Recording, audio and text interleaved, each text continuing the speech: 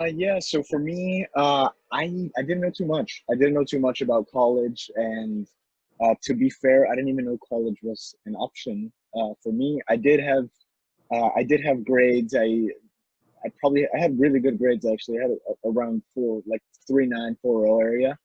So I know I would qualify for the colleges, but I didn't know much about the recruiting process. I was at the time when I got recruited from San Diego State. It was actually there's a tournament, the SurfCup in San Diego. I know. It's it's probably one of the bigger club tournaments. Still, I think still to this day for club Mhm. teams. And there, I mean, my team won that tournament a few times, and then at that tournament, I had already decided I was going to go to Mexico to sign for U17s of San Luis, which was first. They're in the first division now, but they Mhm. spent some time in the second division. At the time, they were first division. So I had a flight ready to go in December, but come November time, this came about, and I had a conversation with my coach from my club, with my family, and we opted for the college route. We opted for taking the scholarship because I mean at the time our thought process was soccer one day is going to end, so it's good to have something to back it up. And I mean looking back at it, I feel like I mean everything happens for a reason. Everything happens for a reason, and the people that I've met in my journey so far, and the teams that I've played for, the colleges that I've played for, it wouldn't have happened if I wouldn't have taken this choice. And I'm grateful. I'm grateful for the decision I've made. So yeah, I ended up choosing the college route, and I think Wait, it's Ozzy, yeah. one of the reasons why maybe you were not so interested, you were not putting so much time into the recruiting process was because you had kind of the idea of trying out in Mexico, or that was one of the reasons why maybe that, or it was just that it is difficult. I have been a soccer coach in U16, 17, 18, and I know it's a difficult process, and maybe you didn't want to get too much involved. It was a little bit of both, or Yeah, I think it's a combination. I think it's a combination of both. I think first of all, I think like in I guess in my area in California, it's a smaller city. There's not many players move on, so I didn't have the I guess the knowledge of the college recruiting process too well. And then on top of that, I feel like for me, playing professional has always been it's always been in the back of my mind, and I know that I knew that I was going to do it. Uh, I feel like it's similar to what many other people say, and it's true. It was true for me. The physical part was just yeah. completely different. I think you're playing against older, more physical men, you can say, and it's definitely coming out of like high school, coming out of club, whatever environment. I think it definitely takes a toll, and you definitely have to focus more on your recovery, especially during the season, just because I remember, for example, my first official game. It was against Bakersfield. Mhm. I remember the next morning I woke up and I felt like a truck ran me over, man. Like it was different. It was different, but I we had a good physical trainer, and like myself and other guys, we definitely take advantage of that because it's so important. Because I feel like when you're younger, you can get by without the little things like stretching, the ice baths, and just the little details of recovery. But that's definitely something that I had to add, add even more, and take care of myself even more. That's one thing that I learned at San Diego State, that you can learn from positive and negative situations. And I think my time at San Diego State, it just taught me to be more resilient. That sometimes things are not going to go your way, but you still have to keep your head down. Still have to keep your head down and keep working the day to day. It has to be consistent. And I think I learned a lot more, obviously, about the physical side of the game. Which I feel like it is part of it. It is part of it, even if we don't. I feel like for myself, I think of the game a little more romantic. I think just I want to enjoy. I want to enjoy my soccer. I want to play a certain style, and I think my time at San Diego State, I feel like it was very typical college soccer where it's route one, and for me as a midfielder, I want to be on the ball. I want to be on the ball, and it's a different style. It's a different style, and whether it is that I didn't adapt to it as I wish I did, or whether it is that it's not the style that suits me best, I made a decision, and I think it was the right decision. All the importance of the summer playing for you. What was the thing that was helping you the most? And maybe we can remember, if you want, some of those moments in which you were close but not there. Yeah. I mean, all three, I guess we can say. But yeah. FCTucson was a great experience for me. I think that definitely it gave me an extra boost, especially going into my second college season at San Diego State. And then once again, even when I was at Seattle U, I would, throughout my whole college career, I spent my summers at FCTucson. So it was great. I think the first 2 years, the head coach is Rick Shantz, he's the coach at Phoenix Rising. And I mean, anybody who watches the USL knows that Phoenix Rising is a powerhouse. And definitely I learned a lot from Rick. There. And then the last year, John Perlman, he took over, learned a lot from him as well. But just they do a great job of bringing in top college players from throughout the country. And I think Tucson, I mean, it's an attractive place, not necessarily because there's so many attractions or anything, but just it's hot the whole summer, which is kind of what many people want from their summer. And I mean, there's great hikes in Tucson, but other than that, the soccer facilities, I think, I feel comfortable saying they're better than most other PDL sides. They have their, which is, I mean, it's one of the reasons why I feel like they are in the USL League One now. I think they have the proper facilities, because I feel like when you go somewhere for the summer, most guys go to prepare for their college seasons. And one of the things I liked about FCTucson from the first year is, even if you're preparing for your own college season, you're still fighting to win the games, and they're meaningful.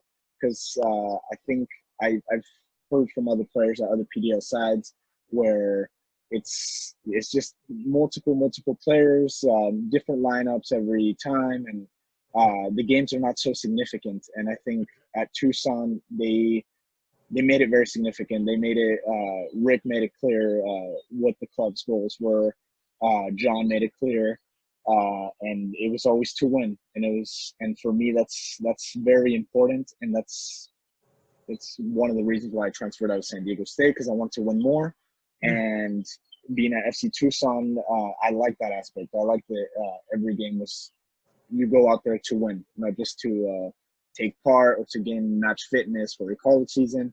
And I think we tried to play a good style. I think my role when I first got there, I think I was probably the youngest guy there, 17, 18, when I first got there, and it was fun.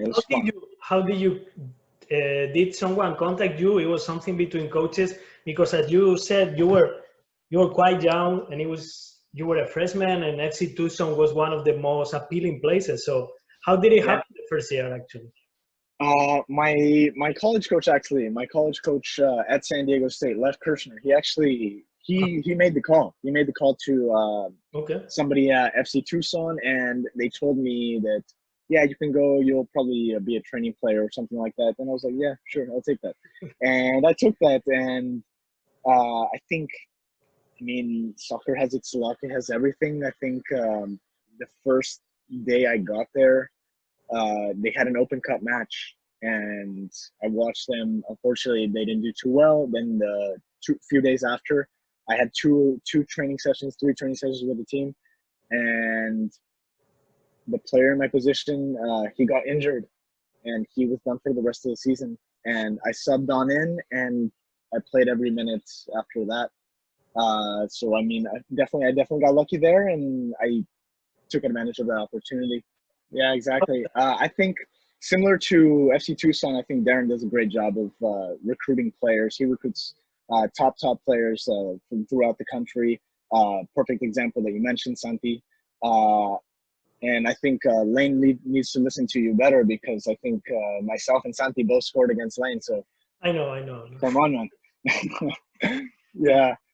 But it was a good experience. It was a good experience playing for Darren. I think we, in the middle of the season, we had a little, we struggled a bit. I think we had 2 to 3 games in like a 6-day span, which we fell all 3 games.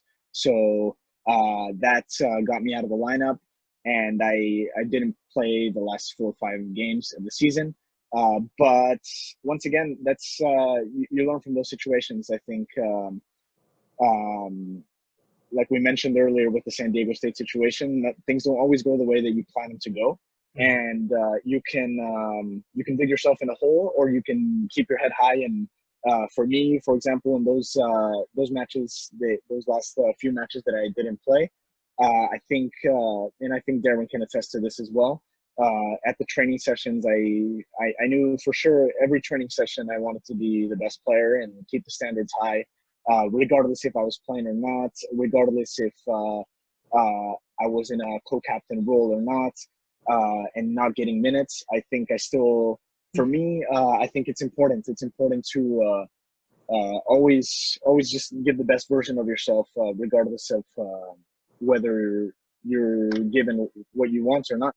Yeah. So right after that, I stayed in Seattle. Actually. I trained with the Seattle U team, Coach Feeling and Coach Nate. They allowed me to train with the team whenever I wanted to, and I definitely took advantage of that. I took advantage of the strength and conditioning side of it with Seattle U, the Seattle U strength and conditioning coach at the time, and I just took that time to just focus back on my game, and just watch all the film possible of myself, of other players that I want to, I guess, emulate. And I just took that time to improve. Nothing much came about for me in terms of playing options. And I know it was frustrating. It was a frustrating time, just because it's not the same. It's not the same training on your own and not having significant games. And I wanted that. Really bad, but nothing had came about. So, I mean, I kept my head down, and I just trained as much as possible, and trained smartly throughout that time, hoping that come January time, come February time, something would come about. And I did come January time, I think I did a few trials, and I ended up getting a call from ASCSanDiego, which was an NPSL. They offered like a semi-pro contract, San Diego time. I think that was another story in itself, actually, being in San Diego. Yeah. What do you mean by that? Or yeah. So during that time, I go to San Diego, and obviously, like I said, it was a very minimal contract. Not enough, definitely not enough to be living, and I had to make money. So I had to get a few other side jobs, and just find a way to support myself, whether it was through coaching or through I got a separate job, and then just doing, the ride shares on the side and all that stuff, Lyft, all that stuff. And then there was a moment where, so when I first got there, one of my teammates, he offered me housing for a month and a half that he had left on his lease. But then after that, there was not really a plan. And to be fair, like my family's not to say that we have a lot of money or anything. And I like it for me. It was good. Like I had to figure it out myself, and it was multiple nights that I had to spend in my car, sleeping in my car just because I didn't have a place, and just it's funny. It's funny, I think, looking back to it, because you just you don't expect these things, but it's a reality. It's a reality of when I think, and for me, my thought process during the time, it was because I had these conversations with my dad. My dad is very open. He played second division in Mexico back in his day, so he knows that it's not always I guess bright and everything. So I had these conversations, but I told him not to tell my mother. I told him not to tell the rest of my family, and I have a great relationship with my dad, and I mean, he just told me, you're not the first person this is going to happen to. You're not the last person it's going to happen to. And I took that very personal. And I took it as, you're absolutely right. You're absolutely right. And there's people that have it worse. There's someone that always has it worse than I do, whether I don't have a roof over my head and I'm sleeping in my car, or whether I don't know if I'm gonna be able to have enough food for tomorrow or something like that. It's just it wasn't an excuse. I wasn't gonna use that as an excuse, especially after all the months that I waited from the Sounders 23s coming to ASCSanDiego. I wasn't gonna make that as an excuse. Spend my nights at another house, spend my nights at another couch, whatever I had to do. And then we ended up having a pretty good season. There's a lot of pretty good players on that team, and we ended up making it to the national semifinal up in New York against the New York Cosmos, which very good side. And I mean, we went down there, didn't get the result we wanted, but from then it was very good. It had been very good to get that much experience, a good winning season, and it opened up the doors for me, I guess, at my next step. Yeah, it's been good. It's been really good so far. The opportunity for me came about literally through their open tryout. They had an open tryout. I think they tried to do things right. They tried to do things different. They had a free open tryout, so that was very helpful at the time for me. Yeah. Show up, and I just made sure.